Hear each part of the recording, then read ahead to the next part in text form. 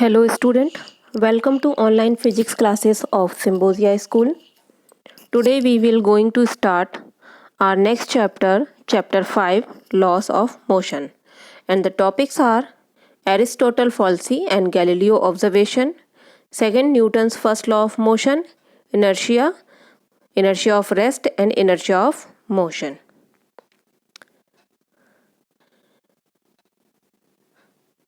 Aristotle fallacy, इसके according एक जो हमारे फिलोसोफर थे एरिस्टोटल, उनके अकॉर्डिंग कि कोई भी ऑब्जेक्ट जो है वो मूविंग पोजीशन में रहता है जब उस पर की एक्सटर्नल फोर्स लगाया जाए, यानी कि एक एक्सटर्नल फोर्स की रिक्वायरमेंट होती है किसी भी बॉडी को मोशन में लाने के लिए, और कुछ टाइम बाद वो मूविंग ऑब्जेक्ट जो है वो रेस्ट पोजीशन में आ जाता है।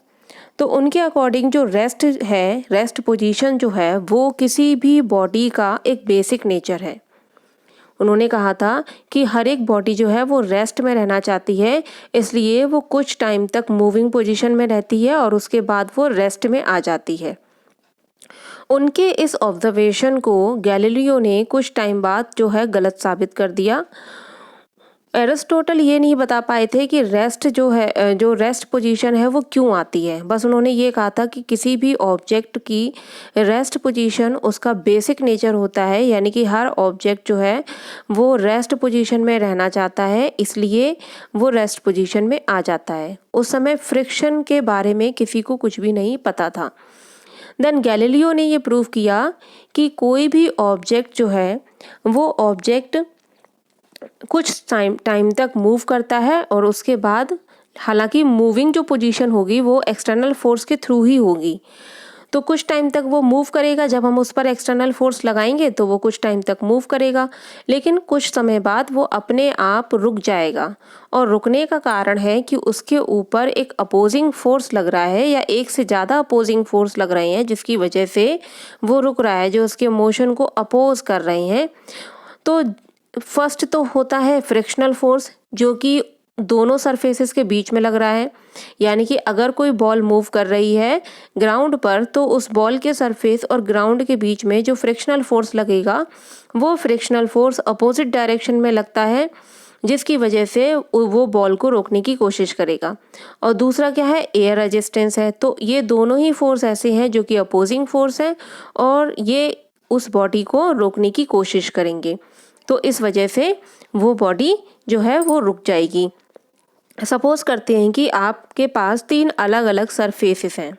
ये आपके पास मिरर है, ये आपका सीमेंट से बना कोई फर्श है, और ये आपकी रोड है, यानी कि सड़क है जिस पर की गिट्टियां हैं, और ये आपका कुछ इस तरीके का फर्श है जिस पे कि आपके गड्ढे बने हुए हैं। ठीक है, ये आपके गड्ढे वाला फर्श है। तो अगर हम यहाँ पर किसी बॉल को थोड़ा सा फोर्स लगाकर, यहाँ से F फोर्स लगाकर उसको पुश कर देते हैं, तो वो बॉल सपोज करिए कि यहाँ तक पहुँच जाती है, यानी कि उसने ये डिस्टेंस कवर किया। अब सेम बॉल को सेम फोर्स लगाकर, यानी कि उसी बॉल को हमने सेम वही फोर्स लगाकर सीमेंट वाले फर्श पर लगाया, लुढ़काया, तो ये सिर्फ इतना डिस्टेंस कवर कर पाई, यानी कि ये इसकी D की वैल्यू हो गई। अब उसी बॉल को हमने रोड पर सेम फोर्स लगाकर उसको पुश किया तो वो यहाँ तक पहुँच पाई। अब उसी बॉल को हमने सेम फोर्स लगाकर यहाँ पर गड्ढे वाली जो रोड थी उस पर पुश किया तो वो सिर्फ यहाँ तक पहुँच पाई। तो इन एग्जाम्पल से या इन एक्सपेरिमेंट से आप ये समझ सकते हो कि जैसे जैसे सरफेस जो है वो रफ होता चला गया है, वैसे वैसे फ्रिक्शनल फोर्स का अमाउंट बढ़ता चला गया है। सरफेस जितना ज़्यादा रफ है उतना ज़्यादा फ्रिक्शनल फोर्स लगता है, जो कि उस बॉडी के मोशन को अपोज करता है, और जब वो बॉडी के मोशन को अपोज करेगा तो वो बॉल ज़्यादा डिस्टेंस कवर नहीं कर पाएगी। तो फ्रिक्शनल फोर्स जो लगता है वो किसी सरफेस, फ्रिक्शनल फोर्स जो लगेगा वो किसी सरफेस के बीच में और उस ऑब्जेक्ट जो ऑब्जेक्ट उस पर मूव कर रहा है उस ऑब्जेक्ट के कॉन्टैक्ट पॉइंट पर लगता है, यानी कि इनके कॉन्टैक्ट पॉइंट पर लगता है। आपने जो एक्सटर्नल फोर्स लगाया वो आपने लगाया फॉरवर्ड डायरेक्शन में, बट जो फ्रिक्शनल फोर्स लगता है वो बैकवर्ड डायरेक्शन में लगता है।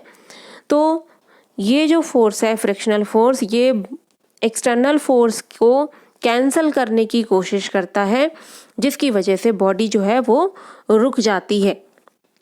आपने जनरली ये देखा होगा कि जब आप आंधी के टाइम पर जब आप एयर के अपोजिट डायरेक्शन में चलने की कोशिश करते हैं तो आप नहीं चल पाते हैं, क्योंकि वहाँ पर एयर रेजिस्टेंस इतना ज़्यादा है जो कि आपके मोशन को अपोज करता है।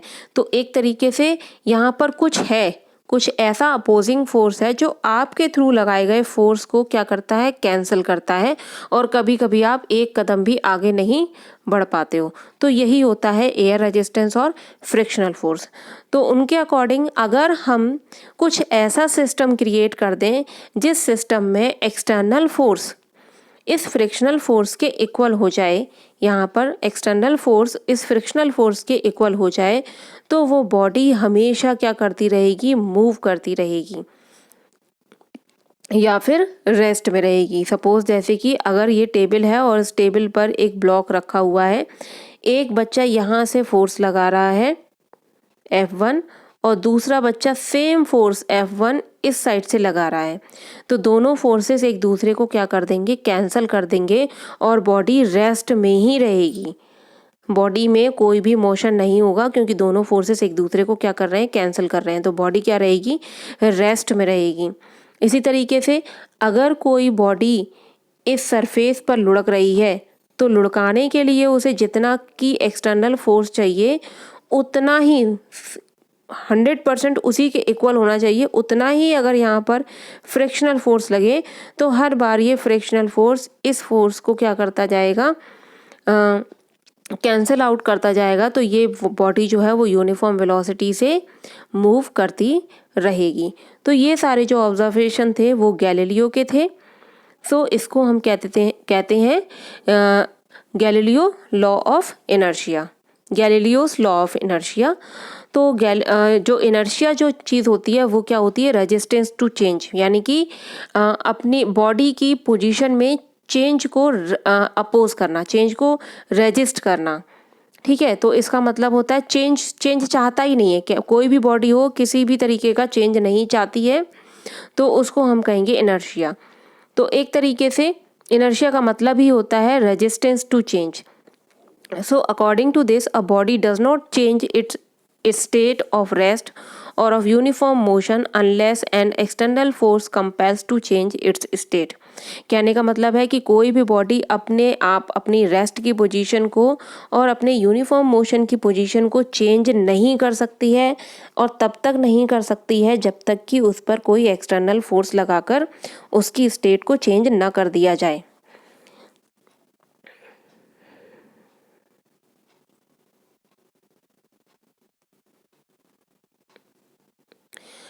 फर्स्ट है Newton's law of motion. According to Newton's law of motion every body continues to be in its state of rest or of uniform motion in a straight line unless and until compelled by an external force to change its state of rest or uniform motion।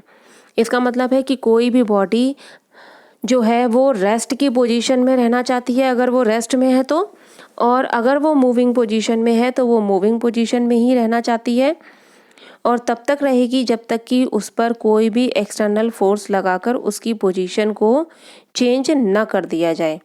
ठीक है, जैसे कि suppose करिए कि आपके table पर book रखी हुई है और आपने उस बुक को एज इट इज ऐसे ही छोड़ दिया है, तो आपने आज वो बुक रखी है और अगर उस बुक की पोजीशन को कोई भी डिस्टर्ब नहीं कर रहा है, यानी कि कोई भी उसे उठाता नहीं है, तो वो बुक आप 5 दिन बाद 10 दिन बाद देखोगे आपको बुक वहीं रखी मिलेगी, क्योंकि बुक के अंदर इतनी एबिलिटी नहीं है कि वो अपनी पोजीशन को चेंज कर सके।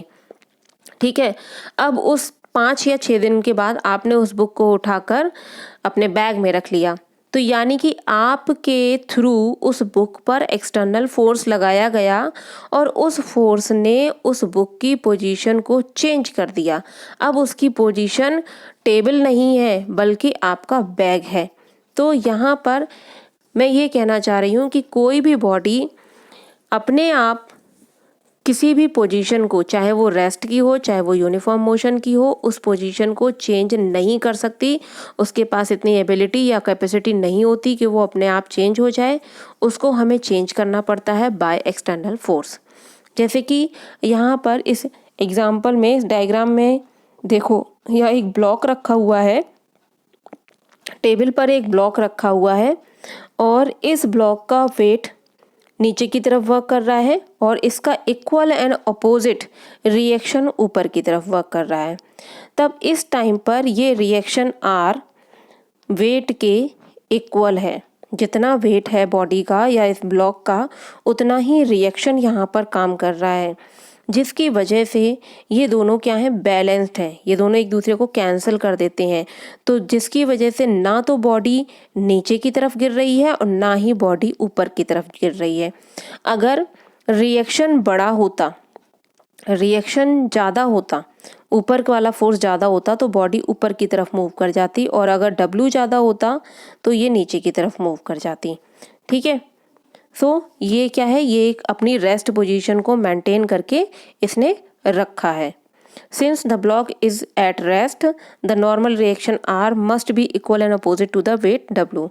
ये रेस्ट में है क्योंकि इसका जो रिएक्शन है वो इसके वेट के इक्वल है। नेक्स्ट एग्जाम्पल देख लेते हैं।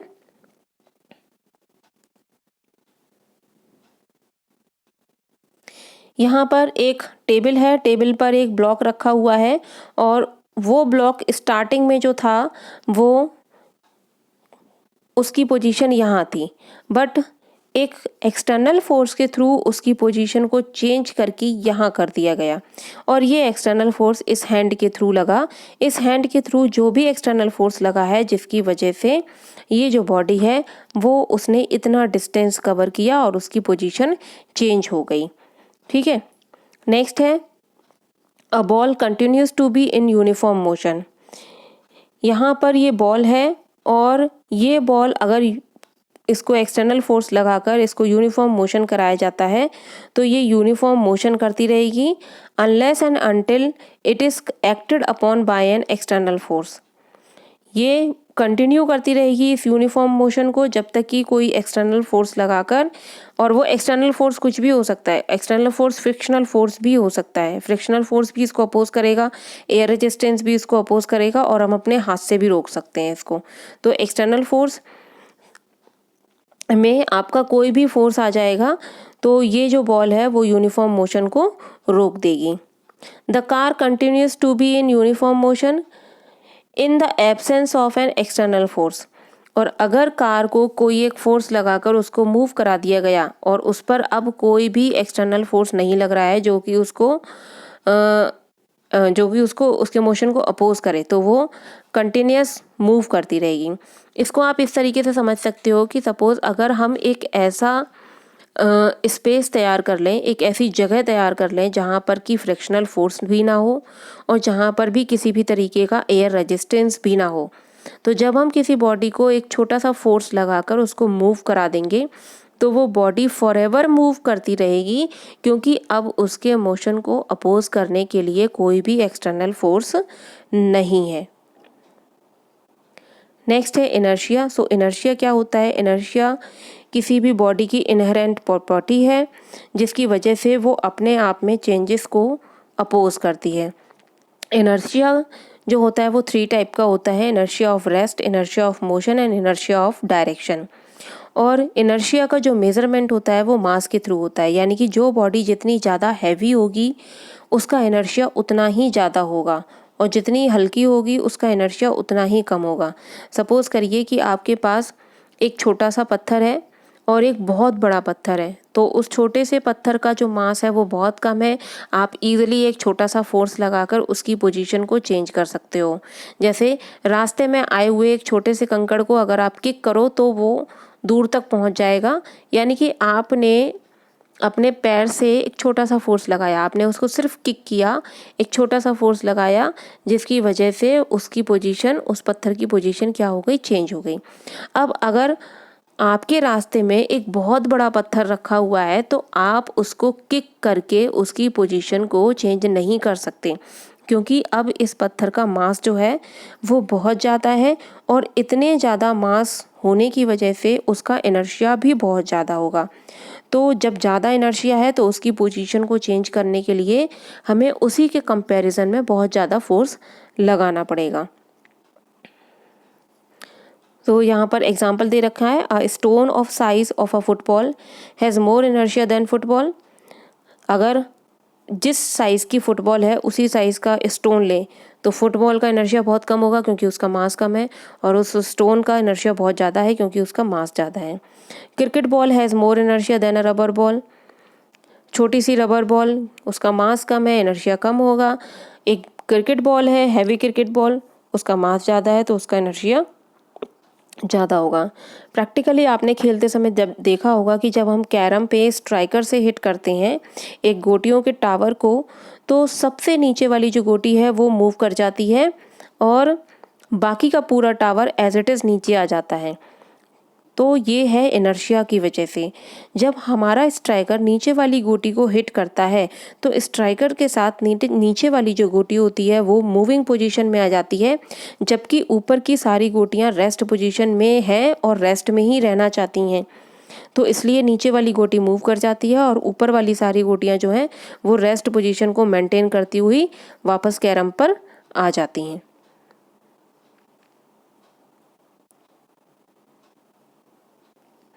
नेक्स्ट है, इसी तरीके से आपने एक दूसरा एग्जाम्पल भी किया होगा प्रैक्टिकली कई बार, कि जब हम किसी गिलास के ऊपर एक कार्डबोर्ड रखकर उसके ऊपर एक कॉइन रख दें। ग्लास के ऊपर हमने कार्डबोर्ड रखा और उसके ऊपर एक कॉइन रख दिया, और हम उस कार्डबोर्ड को अगर थोड़ा सा हिट करें, सडनली हम उसको बहुत फास्ट हिट करें तो वो कार्डबोर्ड हवा के साथ नीचे गिरता है और वो कॉइन जो है वो ग्लास के अंदर गिर जाता है। ऐसा इसलिए होता है कि जब हम अपनी फिंगर से, थंब से उस कार्डबोर्ड को हिट करते हैं तो हिट करने पर वो कार्डबोर्ड मूविंग पोजीशन में आ जाता है, जबकि उस पर रखा हुआ कॉइन रेस्ट पोजीशन में है और वो रेस्ट पोजीशन को ही मेंटेन करके रखना चाहता है। इसलिए वो अपनी रेस्ट पोजीशन की वजह से या इनर्शिया ऑफ रेस्ट की वजह से उस ग्लास में आकर गिर जाता है। यहाँ पर कुछ एग्जाम्पल्स दे रखे हैं इनर्शिया ऑफ रेस्ट के। अ पैसेंजर इन अ बस jerk back down backward when the bus start suddenly. ये चीज़ आपने 9th क्लास में भी पढ़ रखी होगी। जब कोई पैसेंजर किसी बस में खड़ा हुआ है और जब बस अचानक से चलने लगती है तो पैसेंजर पीछे की तरफ थोड़ा सा गिरता है या फिर थोड़ा सा झुकाव महसूस करता है। ऐसा इसलिए होता है कि जैसे ही बस ने चलना स्टार्ट किया, बस स्टार्ट हुई, बस का फ्लोर आगे की तरफ फॉरवर्ड डायरेक्शन में मूव कर गया और बस के फ्लोर के साथ आपके पैर कांटेक्ट में है तो पैर भी आपके फॉरवर्ड डायरेक्शन में मूव कर जाते हैं। बट आपकी जो अपर बॉडी है जो कि पहले रेस्ट में थी वो रेस्ट में ही रहना चाहती है, वो उतनी जल्दी इतने कम टाइम में मूविंग पोजीशन में नहीं आ पाती है, जिसकी वजह से अपर बॉडी जो है वो पीछे की तरफ झुकाव महसूस करती है या फिर पीछे की तरफ गिरती है। When a bed sheet is flicked away, suddenly dust particle falls away as there tends to be inertia of rest. जब हम किसी बेड शीट को ज़ोर ज़ोर से झाड़ते हैं तो उस बेड शीट में जितने भी डस्ट पार्टिकल्स होते हैं वो उससे सेपरेट हो जाते हैं। ऐसा इसलिए होता है कि जब हम बेड शीट को झाड़ते हैं तो झाड़ते वक्त बेड शीट जो है वो मूविंग पोजीशन में आ जाती है, लेकिन उसके अंदर जो डस्ट पार्टिकल होते हैं वो अपने मास की वजह से या इनर्शिया ऑफ रेस्ट की वजह से वो मूविंग पोजीशन में नहीं आ पाते हैं, और जब वो मूविंग पोजीशन में नहीं आ पाते हैं तो वो उससे सेपरेट होकर नीचे गिर जाते हैं। When a branch of tree carrying mango is suddenly flicked, mangoes falls off due to inertia of rest. जब हम किसी पेड़ की ब्रांचेस को बहुत तेज़ी से हिलाते हैं तो वो सारी ब्रांचेस और उसकी लीव्स मूविंग पोजीशन में आ जाती हैं। बट मैंगोज़ का जो है वो मास बहुत ज़्यादा होता है लीव्स के कंपैरिजन में, तो वो मैंगोज़ लीव्स के साथ ट्यूनिंग नहीं बिठा पाते और वो उतनी जल्दी जो है वो मूव नहीं कर पाते हैं, यानी कि मैंगोज़ लीफ के साथ साथ मूव नहीं कर पाते हैं क्योंकि मैंगोज़ का मास जो है वो ज़्यादा है, इसलिए वो उससे सेपरेट होकर नीचे गिर जाते हैं। सो नेक्स्ट है example of inertia of motion. Inertia of motion, इसका मतलब है कि जब कोई ऑब्जेक्ट मूविंग पोजीशन में है तो वो मूविंग पोजीशन में ही रहेगा जब तक कि उस पर कोई उस पर एक्सटर्नल फोर्स ना लगाया जाए। वही एग्जांपल सिंपल बस वाला, जब कोई पैसेंजर बस में खड़ा है और बस अचानक से रुक जाती है तो पहले बस क्या थी, पहले चल रही थी बस फॉरवर्ड डायरेक्शन में, जिसकी वजह से उस पैसेंजर की पूरी बॉडी उसी फॉरवर्ड डायरेक्शन में मूव कर रही होती है। बट जैसे ही बस रुकती है तो बस का ग्राउंड जो है वो रुक जाता है, बस का सरफेस रुक जाता है और उस ग्राउंड फ्लोर की जो उसका जो सरफेस है या जो उसकी जो ग्राउंड है उसके कांटेक्ट में पैर होते हैं, तो पैर भी एकदम से रुक जाते हैं। लेकिन अपर बॉडी क्या है, अब भी मूव कर रही है फॉरवर्ड डायरेक्शन में, जिसकी वजह से वो आगे की तरफ गिर जाती है। An athlete after reaching the finishing point cannot stop suddenly. If he stops suddenly, then he falls toppling head down. आपने जनरली ये देखा होगा कि जब भी कोई रेस होती है तो उसमें कोई एथलीट दौड़ता है तो वो फिनिशिंग पॉइंट पर आकर एकदम से स्टॉप नहीं होता, एकदम से स्टॉप नहीं होता, और अगर वो ऐसा करेगा तो वो गिर जाएगा। तो जनरली आपने देखा है कि फिनिशिंग पॉइंट आने के बाद भी एथलीट्स कुछ समय तक, कुछ टाइम तक, 1-2 सेकंड तक दौड़ते रहते हैं। ऐसा इसलिए होता है क्योंकि जब एथलीट मूविंग पोजीशन में है तो वो एकदम से अपनी मूविंग पोजीशन को रेस्ट में नहीं ला पाते हैं, उनको धीरे धीरे डिक्रीज़ करना होता है अपनी मूविंग पोजीशन को तो और अपनी स्पीड को। तो वो कुछ कदम तक चलते रहते हैं ताकि वो मूविंग पोजीशन से रेस्ट पोजीशन में आ सकें। A car takes some times and moves through some more distance before coming to rest. इसी तरीके से जब हम कार को रोकते हैं तो कार को अचानक से एकदम से स्टॉप नहीं किया जाता, क्योंकि अगर ऐसा होगा तो एक तो एक्सीडेंट के चांसेस होते हैं और उस पर कार में एक झटका लगता है। तो हम क्या करते हैं, उसकी स्पीड को धीरे धीरे डिक्रीज़ करते हैं और कार जो है वो धीरे धीरे रेस्ट पोजीशन में लाई जाती है। रोटेटिंग फ़ैन, इसी तरीके से फ़ैन का है कि फ़ैन जब आप इलेक्ट्रिक स्विच को बंद कर देते हैं तब भी फ़ैन रोटेट होता रहता है। ऐसा इसलिए होता है कि जब फ़ैन के ब्लेड इलेक्ट्रिसिटी के थ्रू जब रोटेट कर रहे थे तो वो मूविंग पोजीशन में थे, और जब आपने स्विच ऑफ कर दिया तो due to inertia of motion की वजह से वो अपने रेस्ट पोजीशन को गेन करने के लिए उन्हें कुछ टाइम चाहिए, और इसको टाइम इसमें 1-2 सेकंड का टाइम लग जाता है क्योंकि वो एकदम से मूविंग से रेस्ट पोजीशन में नहीं आ पाते हैं और कुछ टाइम तक वो रोटेट करते रहते हैं।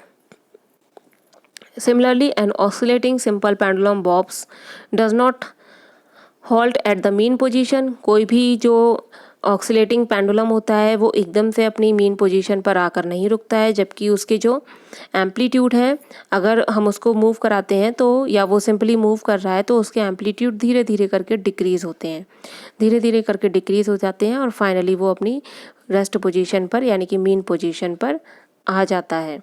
इसी तरीके से जब किसी कार या बस में कोई शार्प कॉर्नर आता है, यानी कि जब कार एकदम से मुड़ती है तो उसमें बैठा हुआ पैसेंजर उसके ऑपोजिट डायरेक्शन में थोड़ा झुक जाता है या गिरता है। ऐसा इसलिए होता है कि जब कार स्ट्रेट लाइन में मूव कर रही थी तो उस दौरान जो पैसेंजर था वो भी स्ट्रेट लाइन में मूव कर रहा था, लेकिन कार एकदम से मुड़ गई जिसकी वजह से उसके पैर, उस पैसेंजर के पैर उसी डायरेक्शन में मुड़ गए, लेकिन अपर बॉडी अभी भी स्ट्रेट लाइन में मूव कर रही थी, तो वो अपर बॉडी जो होती है वो दूसरे डायरेक्शन में गिरती है।